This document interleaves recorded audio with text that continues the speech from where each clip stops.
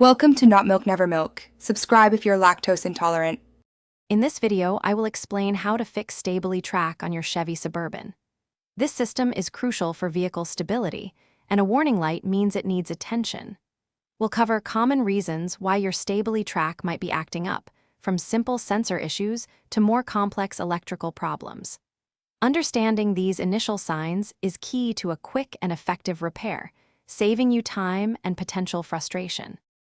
To accurately diagnose Stabilitrak problems, start by using an OBD-ROMAN2 scanner to read any stored trouble codes. These codes will point you towards specific components that might be failing. Next, visually inspect your wheel speed sensors for any damage or accumulated debris.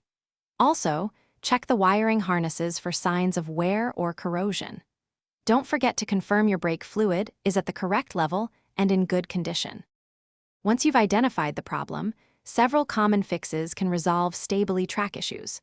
Often, cleaning or replacing a faulty wheel speed sensor can restore functionality.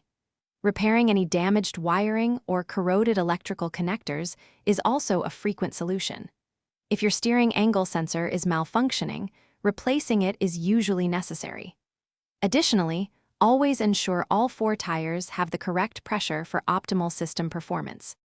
For more persistent Stabilitrak issues, you might need to consider replacing the electronic brake control module, also known as the EBCOM. Sometimes, a system recalibration, especially after front-end work or a battery replacement, can resolve problems.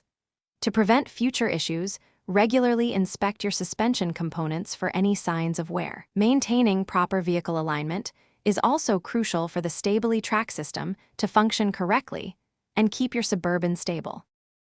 Thanks for watching. If this was helpful, leave a like and consider subscribing. See you next time.